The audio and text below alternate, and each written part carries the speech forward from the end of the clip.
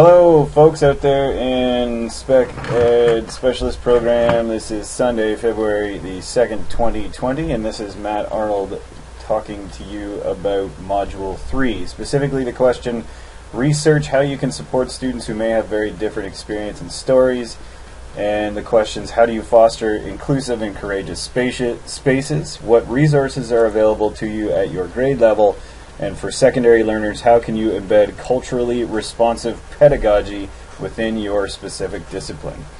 So the reason I chose to do a video today is, one, sometimes it's nice just not to type for a couple hours and have my hands go numb on me.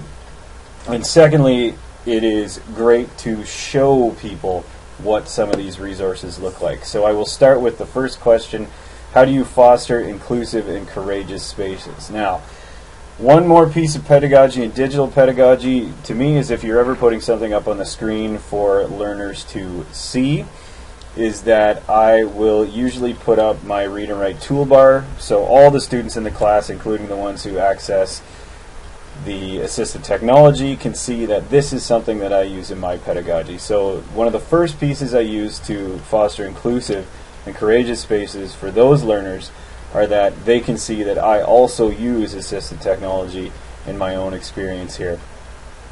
Great, so I have my read and write toolbar up at the top, and I am going to comment on what we have been attempting to do in the Alt Ed program at Center Wellington District High School.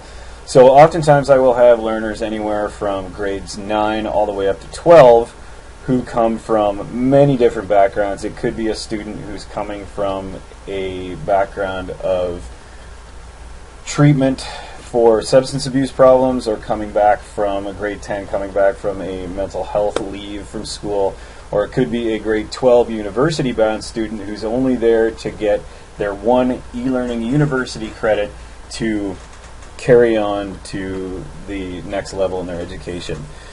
So what we do in that space to help foster the inclusive and courageous spaces is we try to help create a community of learners who are responsible for their own learning through goal setting and achieving success. So these two skills we revisit every 2 weeks, which allow the students to build resilience through collaborative problem solving with us and with other students.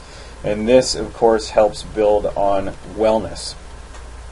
Another piece that we do in each of these classes is we look from a focus of diverse voices that we bring in. So last semester we had a couple of immigrant services workers come in and speak to us about their background and what they do in their services. We also bring in the child and youth worker at the school to come in and talk about goal setting and emotional intelligence as a priority of learning.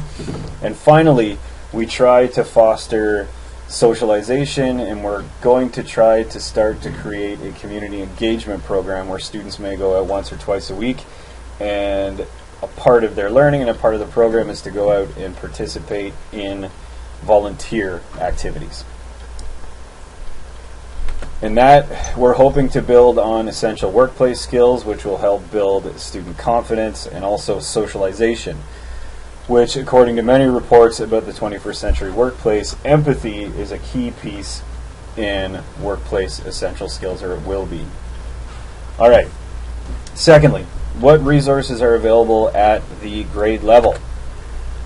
So these resources I discovered when I was teaching CPC 3.0, which is a course called Politics in Action. So it is not a course that I see very often in schools, but it does bring us many resources that can be used in the classroom, specifically to look at perspective and the acceptance of those perspectives and fostering discussion on those perspectives. So I'll post these links in the video or underneath the video afterwards, but for right now I'll show you what we have available to us. So we have, first of all, the civics website, and this is tied directly to the curriculum for Politics in Action, or CPC 3.0. And the wonderful thing about Alt Ed is that no student has to be in grade 11 to take this course. So I can have those grades 9 to 12 who get this as a core course or anchor course in ALTED. So whereas before the previous ALTED model was here's a booklet, use this booklet and write this, students are in fact have a core focus in this program. So one of the first ones is values, beliefs, and perspectives. Values, beliefs, and perspectives. And political perspective is a key to this course. It's also a key to what's called the political thinking concepts. So political thinking concepts come directly from the curriculum, from the grades 11 and 12, and of course the grades 9 and 10 social studies curriculum. So grade 10s will start normally with civics, and this is something that they touch on, but because it's only a one-term course, they don't quite get into the deeper discussions and such and perspectives that a course like Politics in Action can get to. A second resource that I use in the class is something called Common Sense Media.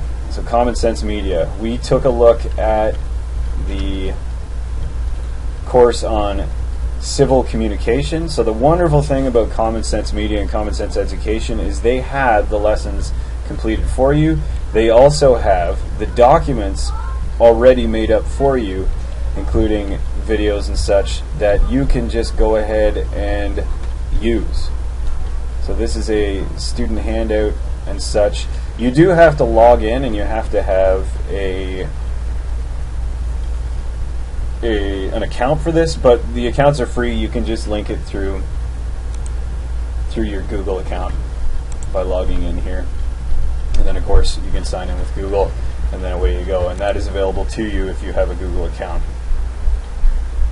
Thirdly, there is another website which I used as a cornerstone for my CPC 3.0 course because I found that there weren't that many resources out there because this might not be a course that's offered many times. So I get a great opportunity to use this course is one of the core pieces of the ALTED program. So you can see that below there is a chart that has the overall expectations and specific expectations for each of the political skills and the lesson plans directly attached to it. This was also absolutely wonderful for me to ensure that I was giving these students a full experience in political action. So from that, I was able to tailor a course that had both learning goals and success criteria, so I made those out of the specific and the overall objectives, and was able to make that specific to each lesson. So you can see here that all the learning goals and success criteria are listed, and the students have access to these. We took these learning goals and success criteria, and throughout it all, we were able to build a civic action plan. And specifically this civic action plan being that we were creating a bike share program in ALTED, but students can use this to also create their own social movements.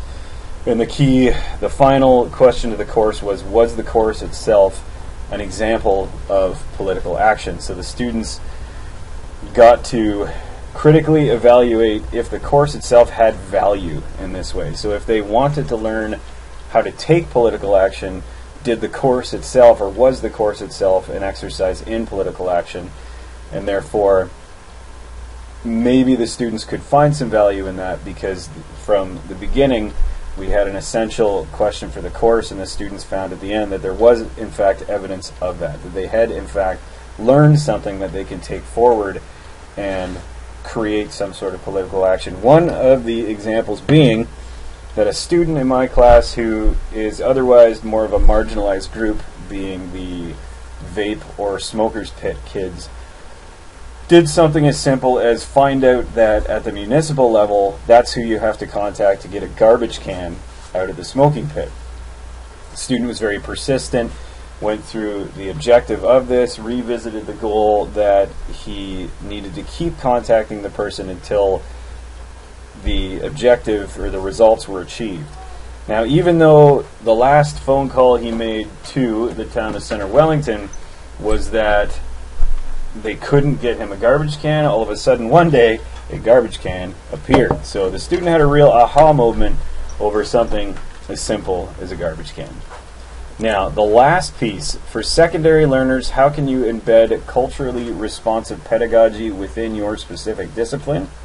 Hopefully, through the use of political thinking concepts, then the ongoing discussions of political discourse, of always looking at perspective, of revisiting objectives and results, learning how to be a better listener, and a number of other courses that we use in this program, the students can learn to be more culturally responsive. Now, taking in mind also that this is a learning process, and it is not something that the students will have right away. So being forgiving of that, but revisiting the goal about becoming more culturally responsive. Thank you so much for listening. I know this was somewhat of a longer recording today. If you have any questions whatsoever, please put a reply on this post. And otherwise, have a wonderful weekend. Enjoy the snow, and I will talk to you all very soon.